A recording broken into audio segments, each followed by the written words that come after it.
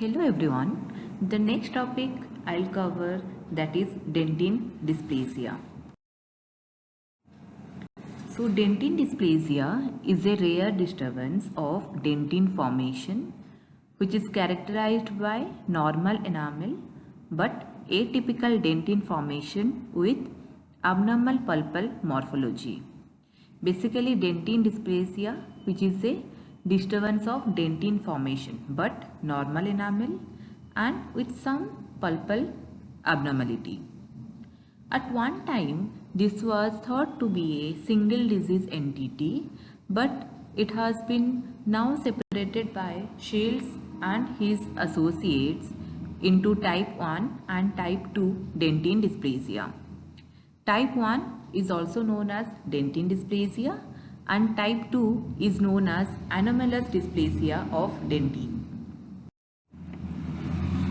According to Whitcup, he suggested that these conditions be referred to as radicular dentine dysplasia, which is type 1, coronal dentine dysplasia, which is type 2. It has been found that type 1 is more common as compared to type 2. The first description of the disease was that of Balsmate, who in 1920 reported the spontaneous exfoliation of multiple teeth in several children of one family and called this phenomena as rootless teeth. The first concise description of the disease was published in 1939 by Rostand, who was first to designate it as dentine dysplasia. So Rostand was the first scientist who designated the term dentine dysplasia. So coming to etiology, that is a causative factor, both type 1 and type 2 dentine dysplasia appears to be a hereditary disease which is transmitted as an autosomal dominant characteristics. Then most important is the clinical feature, how you see it as clinically. So type 1, that is the radicular dentine dysplasia. Here both dentitions are affected. That means both primary as well as permanent dentitions are affected. Although the teeth appear clinically normal in morphologic appearance and color. You can see in the picture, clinically you see normal color and normal morphological appearance of the tooth. Occasionally there may be a slight umber translucency. The teeth generally exhibit a normal eruption pattern also. Eruption pattern also normal. However, the teeth characteristically exhibit extreme mobility and are commonly exfoliated prematurely or after only minor trauma as a result of their abnormally short roots. So in this picture you see there is dentine dysplasia type 1. There is illustration of dentition. You can see here the artesian, the occlusal surface is artrided, but otherwise normal coronal coloration and morphology. This is the radiograph of radicular dentine dysplasia. This is posterior dentition that exhibiting dramatically shortened roots, absence of pulp canals, and you can see some small crescent shaped pulp chambers also. This is your type 1 and radicular dentine dysplasia. This is a picture of radicular dentine dysplasia. Here dentine dysplasia type 1, that is the radicular, that demonstrating the variability of the radiographic appearance according to the degree of dentine disorganization within the root. Okay, so this is the variation in the radiographical appearance of dentine dysplasia. Coming to type 2 dentine dysplasia, that is your coronal part. Here both dentitions are also affected in this form of dentine dysplasia. Although the involvement of each dentition is different clinically, radiographically and histopathologically. The deciduous teeth have the same yellow, brown or bluish grey opalescent appearance as seen in Dentinogenesis imperfecta. However, the clinical appearance of the permanent dentition is normal. So, only the deciduous teeth, they show some changes like your color change and some morphological changes, but the permanent dentition is appear to be normal. Then coming to radiographical picture. This is your type 1, that is your radicular dentine dysplasia. In both dentitions, the roots are short, blunt, conical or similarly malformed. In the deciduous teeth, the pulp chambers and root canals are usually completely obliterated, while in permanent dentition, a crescent-shaped pulpal remnant may still be seen in the pulp chamber.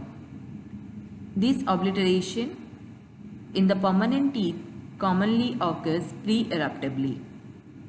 In this picture, this is a polarized light view of affected tooth that demonstrating a classic stream flowing around boulders appearance. This is the classic appearance of radicular dentine dysplasia radiographically, and it is a polarized light view. Then coming to type 2, that is your coronal dentine dysplasia. The pulp chambers of the deciduous teeth become obliterated as in type 1 and in Dentinogenesis imperfecta also. This type 2 doesn't occur before eruption. The permanent teeth exhibit an abnormally large pulp chamber in the coronal portion of the tooth that often described as thistle tube appearance. And within such areas, some radio-opaque foci resembling pulp stones may be found. Radiographically, you can see some periapical radiolucencies also, but they do not occur unless for an obvious reason. Obvious reason that may be due to any trauma. That reason you can see some pulpal stones.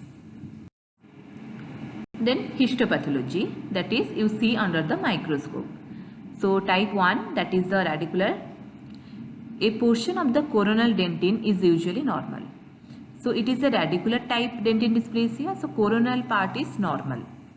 So apical to this may be areas of tubular dentine, but most of that which obliterates the pulp is calcified tubular dentine, osteodentine and fused denticles. Okay.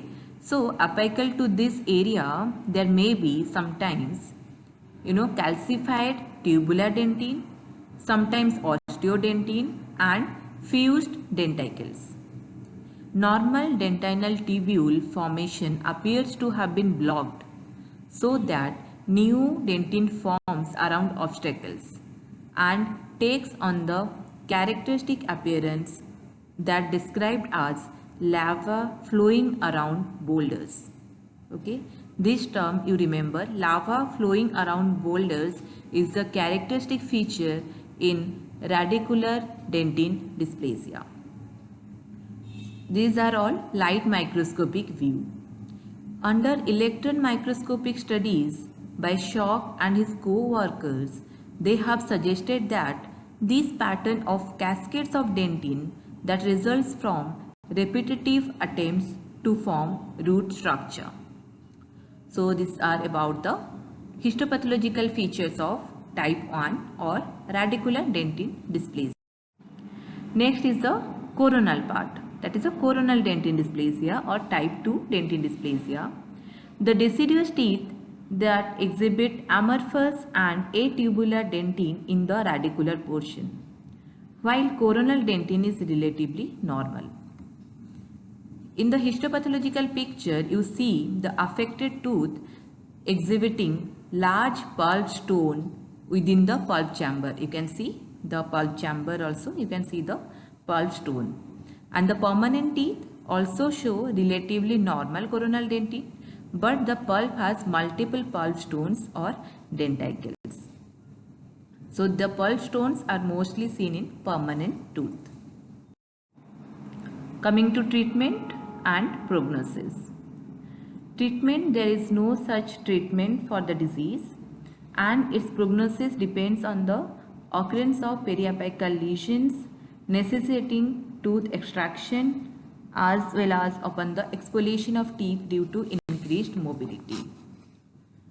So in patients with dentine dysplasia type 1, preventive care, preventive care is of foremost importance.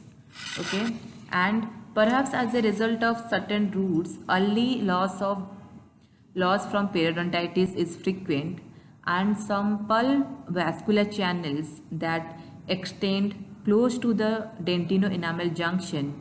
Therefore, even shallow occlusal restorations can result in pulpal necrosis. Sometimes meticulous oral hygiene must be established and maintained. If there is periapical inflammatory lesions, periapical radiolucency, you can see under the radiograph, the root length guides the therapeutic choice. Like your conventional endodontic therapy, conventional endodontic therapy that requires mechanical creation of canal path and has been successful in teeth without extremely short roots. Periapical curettage and retrograde amalgam cells have demonstrated short-term sutures. And dentine dysplasia type 2 mainly demonstrates similar problem, and meticulous oral hygiene must be maintained, and the deciduous teeth can be approached in a manner similar to like your dentinogenesis imperfecta. So these are all about dentine dysplasia. I hope you like this video, and please subscribe to my channel. Thank you so much.